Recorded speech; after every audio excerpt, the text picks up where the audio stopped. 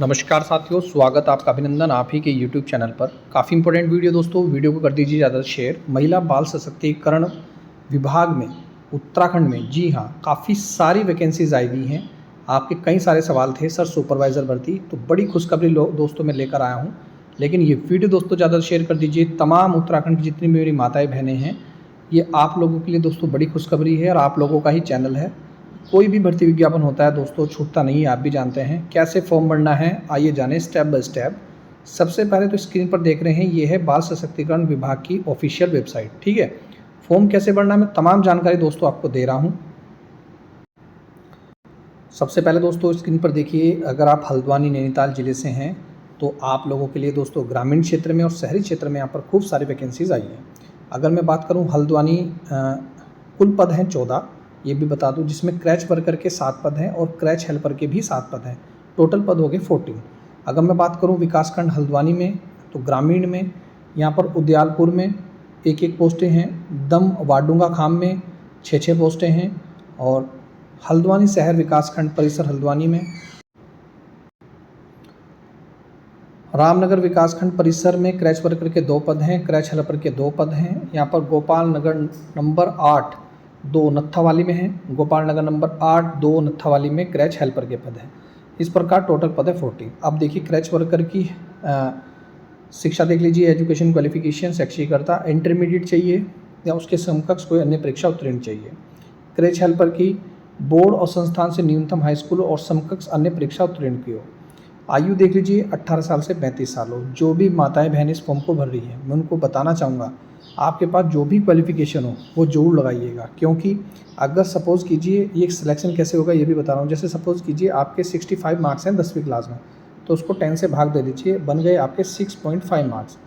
इसी प्रकार 12th class भी आपने लगाया कि मैं 12th क्लास भी पास हूँ, और आपके 12th क्लास में 70% है, तो उसको भी 10 से भाग दे लीजिए, बन गए आपके 7 मार्क्स। तो 6.5 वो थे और 7 ये हैं, तो कितने हो गए 13.5 मार्क्स। अगर आपने ग्रेजुएट किया है तो उसके 2 मार्क्स मिलेंगे, और पोस्ट ग्रेजुएट किया है तो उसको 3 मार्क्स मिलेंगे। यदि आपके पास एक्सपीरियंस है तो उसका 1 मार्क्स, अगर आपका 1 साल का है तो 1, 2 साल का है तो 2, और 3 साल का है तो 3 मार्क्स आपको मिलेंगे। इसी आधार पर दोस्तों चयन होगा। वहीं कौन लोग इसको फॉर्म भर सकते हैं? क्रैच वर्कर, क्रैच हेल्पर के लिए उसी राजस्व ग्राम वार्ड का निवासी होना चाहिए। निवास से संबंध उप जिलाधिकारी द्वारा निर्गत स्थायी अस्थायी मूल निवास प्रमाण पत्र आवेदन के साथ संलग्न करना अनिवार्य होगा।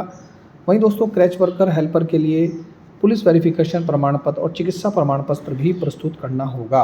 आवेदन पत्र और अधिक जानकारी, नियम और शर्तें के लिए बाल विकास परियोजना अधिकारी कार्यालय में संपर्क कर सकते हैं। यानी कि ब्लॉक स्तर में आप जाएं ब्लॉक में, और वहाँ पर ये दोस्तों जानकारी ले सकते हैं। ये जो लास्ट डेट है फॉर्म भरने की 15 अक्टूबर 2025 है। कार्यालय जिला कार्यक्रम अधिकारी महिला सशक्तिकरण बाल विकास जनपद नैनीताल में। तो ये तो था नैनीताल की भर्ती। अब दूसरी भर्ती देखिएगा, ये दूसरी भर्ती है आपकी महिला बाल सशक्तिकरण विभाग में, लेकिन ये निकली है दोस्तों देहरादून वाले। तो सभी जिलों में निकलेगी। उत्तराखंड में 2 जिलों में निकल चुकी हैं, बाकी जिलों में भी भर्तियाँ आएंगी, बाकी शहरी क्षेत्रों में भी भर्ती आएंगी, और सुपरवाइज़र की भी भर्ती आएंगी। सबसे पहले तो मैं बता दूं, डोईवाला में 12 पद हैं, रायपुर में 10 पद हैं, विकासनगर में 5 पद हैं, सहसपुर में 6 पद हैं, और शहर में कुल 11 पद हैं। ये पद भी 11 क्रैच वर्कर और क्रैच हेल्पर के हैं। क्रैच वर्कर के लिए योग्यता 12वीं पास चाहिए, और क्रैच हेल्पर के लिए योग्यता दोस्तों 10वीं पास चाहिए।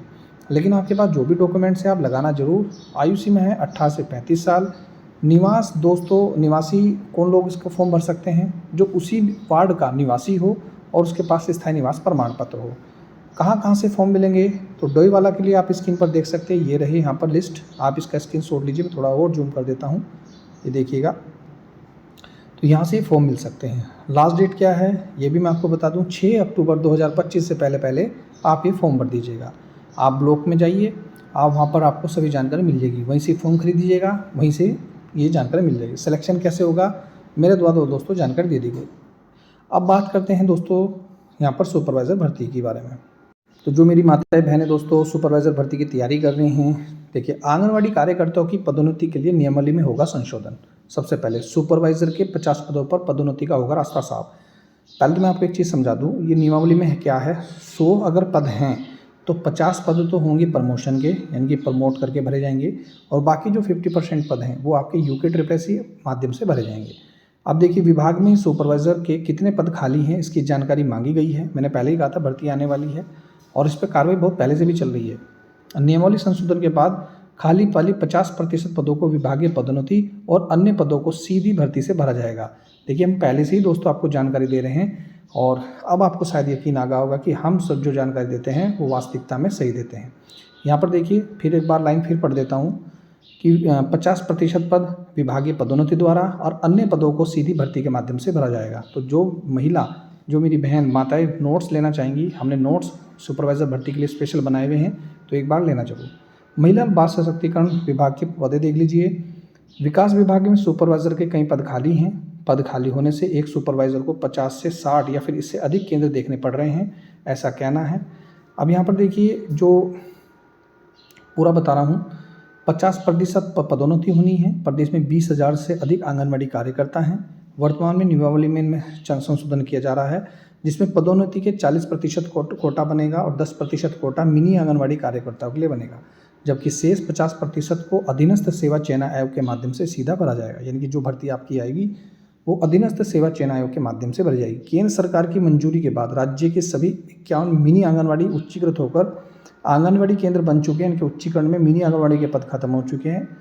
मंत्री के मुताबिक नियमावली में संशोधन में आंगनबाड़ी कार्यकर्ताओं को सुपरवाइजर के पदों पर हर साल पदोन्नति का रास्ता साफ हो जाएगा। उन्होंने कहा कि पूर्व में भी आंगनबाड़ी कार्यकर्ताओं की सुपरवाइजर के पदों पर 10 से दोस्तों 20 साल बाद पदोन्नति होती थी। इससे आंगनबाड़ी कार्यकर्ताओं के एक ही पद से सेवानिवृत्त हो रहे थे, लेकिन अब सरकार खाली पदों पर इनकी हर साल क्या कर सकेगी, पदोन्नति कर सकेगी। तो थोड़ा सा आपको और इंतजार करना पड़ेगा और यकीन कीजिएगा दोस्तों सुपरवाइज़र भर्ती देखने को मिल जाएगी। अब आपके सवाल दिमाग में होगा, सर सुपरवाइज़र भर्ती के लिए क्या क्वालिफिकेशन चाहिए और क्या योग्यता चाहिए। इससे संबंधित जानकारी दोस्तों मेरे चैनल पर वीडियो है, वहाँ पर आप जानकारी ले सकते हैं।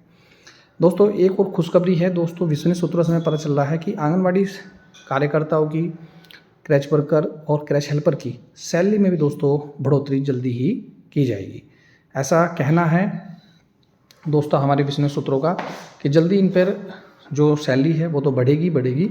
सुपरवाइज़र की भर्ती भी आएगी। और तीसरा आपका एक सवाल बहुत ही मुख्य था, सर शहरी क्षेत्रों में आंगनबाड़ी कार्यकर्ताओं की भर्ती कब आएगी, क्योंकि ग्रामीण क्षेत्रों की तो निकल चुकी, तो शहरी क्षेत्रों की कब आएगी। तो उसके लिए भी मैं आपको बता दूं, शहरी क्षेत्रों के लिए भी दोस्तों भर्ती का रास्ता साफ हो गया है। क्रैच वर्कर और क्रैच हेल्पर भर्ती के बाद तुरंत आपकी शहरी क्षेत्रों की भर्ती आ जाएगी। अभी थोड़ा सा और समय लगेगा, लेकिन 1 से 2 महीने के अंदर आपको शहरी क्षेत्रों में भर्ती देखने को मिल सकती है। ऐसी पूरी संभावनाएं हैं, ये सभी अनुमानित हैं। तो ये थी दोस्तों प्रॉपर वीडियो। मिलता हूँ नेक्स्ट वीडियो में। वीडियो देखने दोस्तों धन्यवाद। जय हिंद, जय उत्तराखंड।